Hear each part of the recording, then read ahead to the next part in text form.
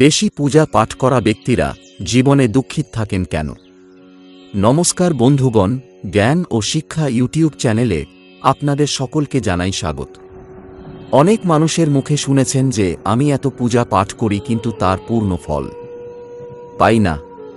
এই ভিডিওতে আমরা এর কারণ জানাব। আসলে অনিচ্ছাকৃতভাবে কিছু মানুষ পূজার সময় নানা ভুল করেন, যার কারণে তারা পূজার ফল পান না এবং পূজা অসম্পূর্ণ থাকে। যদি আপনি ভুল প্রণালী এবং নিয়ম মেনে পূজা করেন, তাহলে এর বিপরীত প্রভাবও পড়তে পারে। যাচাই করা যাক বাড়ি এবং মন্দিরে পূজা করার সঠিক পদ্ধতি কি।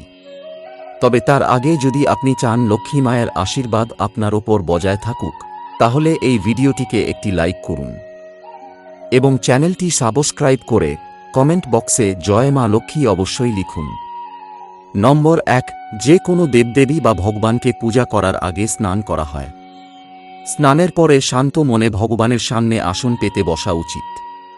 পূজা কখনোই দাঁড়িয়ে করে না এবং নাই খালি মেঝেতে বসে পূজা করা উচিত। কিছু মানুষ পূজা করার সময় মাটিতে বসে যান, যা খুব ভুল। যেভাবে আপনি ভগবানকে বসার জন্য আসন দেন, ঠিক সেভাবে আপনিও আসনে বসুন। শাস্ত্রে কম্বল এবং কুশের আসনকে পূজার জন্য শুভ হিসেবে বিবেচনা করা হয়েছে। নম্বর 2, এই কথার দিকে খেয়াল রাখুন যে পূজা স্থানের মেঝে থেকে একটু উঁচু হওয়া উচিত, কারণ ভগবান অতুলনীয় এবং শ্রেষ্ঠ।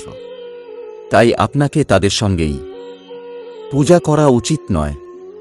পূজার জন্য ভগবানকে কোনো চৌকিতে অথবা মেঝে থেকে উঁচু স্থানে স্থাপন করুন। এর বাইরে পূজা ঘরে দেবদেবীদের মূর্তিগুলো কখনোই দেয়াল দিয়ে সাটিয়ে রাখা উচিত নয়। পূজার সময় আপনার মুখ উত্তর বা পূর্ব দিকে থাকা উচিত। বাড়ি বা মন্দিরে পূজা সম্পন্ন করার পরে ভগবানের কাছে ভুলের জন্য ক্ষমা প্রার্থনা করা উচিত। এতে পরমাত্মা আপনার দ্বারা জানিতে ঘটে যাওয়া ভুলগুলোকে ক্ষমা করেন এবং আশীর্বাদ দেন। নম্বর 3, পূজা ঘর সবসময় বাড়ির ঈশান কোণে থাকা উচিত। পূজা ঘরে কোনো এক দেবদেবীর মূর্তি একটির বেশি থাকা উচিত নয়।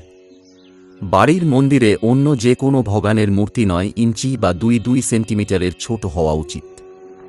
বড় মূর্তি বাড়িতে রাখা শুভ নয়, বড় মূর্তি মন্দিরে রাখা উচিত। আপনার বিছানা ঘরে কখনোই পূজা ঘর স্থাপন করবেন না এবং রাতে পূজা ঘরকে পদে ঢেকে রাখুন। পূজা ঘরে কাজের জন্য ব্যবহৃত সবকিছু যেমন শঙ্খ, ঘণ্টা, প্রসাদ, দীপক, শিবলিঙ্গ, জনেউ এবং ভগবান শালিগ্রামকে পরিষ্কার কাপড়ে ঢেকে রাখা উচিত।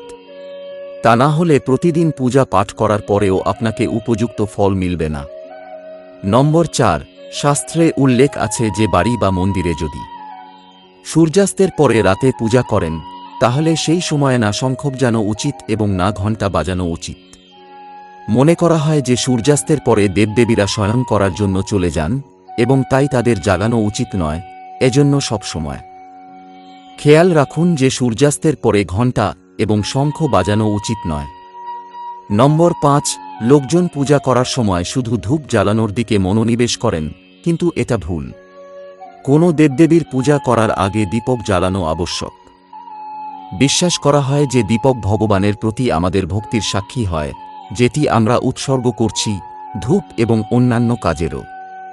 যদি আপনি পূজা করার আগে দীপক না জ্বালান, তাহলে ভগবানে আপনার প্রার্থনা কখনোই পৌঁছায় না। বর্তমানে বেশিরভাগ বাড়িতে অগরবাতি ব্যবহৃত হয়, কিন্তু পূজা করার সময় কখনোই অগরবাতি ব্যবহার করা উচিত নয়, কারণ অগরবাতিতে বাঁশের ডিন্ডা ব্যবহৃত হয়। হিন্দু শাস্ত্রে পূজায় বাঁশ ব্যবহারের উপর নিষেধাজ্ঞা আছে, তাই সবসময় পূজায় দীপক ব্যবহার করা উচিত। নম্বর 6, আপনার মন্দির বা পূজা ঘরে কখনোই নগ্ন মূর্তি রাখবেন না। দেবতাদের বস্ত্র পরিধান করান। বর্তমানে বাজারে দেবতা বস্ত্র পাওয়া যায়, আপনি চাইলে বাজার থেকে নিতে পারেন। সবসময় দেবতার পছন্দ অথবা শুভতার দিকে খেয়াল রেখে বস্ত্র পরিধান করাতে হবে। সূর্য, গণেশ, দুর্গা, শিব এবং বিষ্ণু এই 5 দেবতা বলে পরিচিত। এদের পূজা সব কাজের জন্য অবশ্যই করতে হবে। প্রতিদিনের পূজা করার সময় এই 5 দেবতার প্রতি মনোনিবেশ করতে হবে। এতে মা লক্ষ্মীর কৃপা এবং সমৃদ্ধি প্রাপ্ত হয়। নম্বর 7, আপনি যে কোনো দেবদেবীর পূজা করছেন, কিন্তু সবসময় প্রথমে ভগবান গণেশকে সালাম জানাতে হবে। কোনো যজ্ঞ বা শুভ কাজের শুরুতে গণেশকে সালাম জানাতেই হয়। বলা হয়, গণেশকে সালাম না দিয়ে পূজা করলে তার ফল কখনোই পাওয়া যায় না। নম্বর 8, মাথা ঢাকা ছাড়া পূজা করা উচিত নয়। বিশ্বাস করা হয় যে মাথা ঢাকা ছাড়া পূজা করলে পূর্ণ ফল পাওয়া যায় না। পূজার সময় মাথা ঢাকা ভগবানের প্রতি শ্রদ্ধা প্রকাশ করে। পূজার সময় মাথা ঢাকার ধর্মীয় ও বৈজ্ঞানিক কারণ রয়েছে, তাই নারী পুরুষ নির্বিশেষে পূজার সময় মাথা ঢেকে রাখা উচিত। কখনোই ভগবানে এক হাতে সালাম জানান না, সব সময় সম্পূর্ণভাবে ঝুঁকে দুহাত দিয়ে সালাম জানান। নম্বর 9, যখনই আপনি পূজা করতে কোনো মন্দিরে যান, তখন সেখানে পাওয়া প্রসাদকে মন্দিরে খাওয়া উচিত। যদিও আপনি সেই প্রসাদের কিছু অংশই মন্দিরে খাচ্ছেন, বাকি অংশ বাড়িতে নিয়ে আসার জন্য রাখতে পারেন। এটা ভগবানের প্রতি আপনার শ্রদ্ধার প্রতীক। যখনই আপনি মন্দিরে যান, তখন ঘণ্টা বাজানো উচিত। মনে করা হয়, ঘণ্টা বাজালে আপনার বার্তা সরাসরি ভগবানের কাছে পৌঁছে যায়। বাড়িতে পূজা করার পর শঙ্খ ঘণ্টা বাজানো গুরুত্বপূর্ণ, এতে বাড়িতে ইতিবাচক শক্তি আসে। নম্বর 10, সব সময় মনে রাখুন, কখনোই দীপক থেকে দীপক জ্বালানো উচিত নয়। শাস্ত্র অনুযায়ী যে ব্যক্তি দীপক থেকে দীপক জ্বালান, তিনি রোগী হন। স্নানের আগে যিনি ভগবানে চড়ানো ফুল তুলে নেন, তাদের ফুল স্নানের পরে তুললে তা নিজেকে চড়ানো বলে বিবেচিত হয়। এভাবে শাস্ত্রে বলা হয়েছে। পূজা পাঠ করার সময় বা অন্য কোনো সময় দীপক, শঙ্খ, ভগবানের মূর্তি বা ছবি, সোনা ও আভরণ এবং শালিগ্রামকে কখনোই সরাসরি মাটি বা মেঝেতে রাখা উচিত নয়। নম্বর 11, বাড়ি বা মন্দিরে পূজার সময় ভগবানের আরতি করলে ভগবান বিষ্ণুর সামনে 1-2 বার, সূর্য দেবের সামনে 7 বার, দেবী দুর্গার সামনে 9 বার, শঙ্কর দেবের সামনে 1 বার এবং গণেশের সামনে 4 বার আরতি ঘোরাতে হবে। এতে পূজা পাঠের ইতিবাচক ফল মিলবে। আপনাকে কোণের জাপ করার পর আসনের নিচের মাটি স্পর্শ করে তা চোখে লাগাতে হবে। এতে আপনাকে জপের পূর্ণ ফল প্রাপ্ত হয়। নম্বর 12, আপনি যদি কোনো বিশেষ উদ্দেশ্যে পূজা অনুষ্ঠান করে থাকেন, তবে তাতে সংকল্প পূরণের জন্য বেশি সময় লাগানো উচিত নয়। যদি আপনি কাউকে দান করার সংকল্প করেছেন, তাহলে তা যত দ্রুত সম্ভব সম্পন্ন করা উচিত। সংকল্প পূরণ করতে দেরি করলে পূজা অনুষ্ঠান থেকে পূর্ণ লাভ পাওয়া যায় না। নম্বর 13, কাউকে কোনো বস্তু দান করতে চাইলে তা সবসময় ডান হাত দিয়ে দিতে হবে।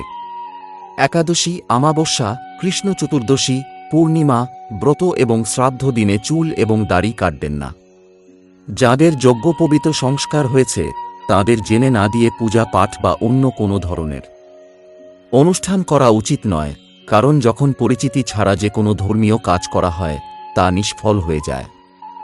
নম্বর 14, সব হিন্দু বাড়িতে পূজা পাঠ বা অন্যান্য ধর্মীয় কাজে ব্যবহারের জন্য গঙ্গাজল রাখা হয়ে থাকে, কিন্তু আপনি কি জানেন যে প্লাস্টিকের বোতল বা কোনো অশুদ্ধ ধাতুর পাত্র যেমন অ্যালুমিনিয়াম এবং লোহার তৈরি পাত্রে গঙ্গাজল রাখা উচিত নয়। গঙ্গাজল তামার পাত্রে রাখলে শুভ হয়। নম্বর 15, যদি আপনি পূজা করতে মন্দিরে যাচ্ছেন, তবে আপনাকে সবসময় বাড়ি থেকে লোটায় জল নিয়ে যেতে হবে। কখনোই মন্দিরে রাখা জল দিয়ে ভগবানে অভিষেক করা উচিত নয়। যখনই আপনি জল চড়িয়ে মন্দির থেকে ফিরে আসেন, তখন আপনাকে খেয়াল রাখতে হবে যে জল ভর্তি লোটা কখনই খালি বাড়ি ফিরতে না। যদি আপনি জল পূর্ণ করে মন্দির থেকে ফিরতে পারেন, তাহলে তা শুভ ফল প্রাপ্তির প্রতীক। নম্বর 16, প্রতিদিন লক্ষ্মী স্তোত্র বা কনকধারা স্তোত্রের পাঠ করা উচিত। এটি প্রাপ্তি এবং সঞ্চয় করতে বিশেষ ফলদায়ী হিসেবে বিবেচিত। এটি একটি চমৎকার স্তোত্র, যার পাঠের মাধ্যমে মা লক্ষ্মীর আপনাদের ওপর কৃপা বজায় থাকে। এই স্তোত্রের বিশেষত্ব হল এটি কোনো বিশেষ মালা বা পূজা পাঠের প্রয়োজন নয়। পূজা অর্চনার পরে আপনি এটিকে পাঠ করতে পারেন। আপনি প্রতিদিন লক্ষ্মী স্তোত্র বা কনকধারা স্তোত্রের পাঠ করুন, যাতে আপনার উন্নতি হয় এবং ধনের সঞ্চয় থাকে।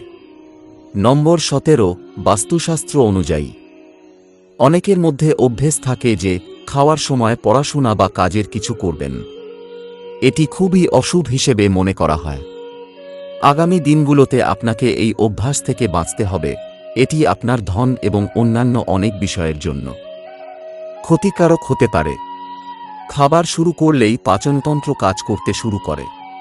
আপনি যখন খাওয়ার সময় পড়াশোনা বা কাজ করেন, তখন এর প্রভাব আপনার পাচনতন্ত্রের ওপর পড়ে, যা স্বাস্থ্য সম্পর্কিত সমস্যার সৃষ্টি করে।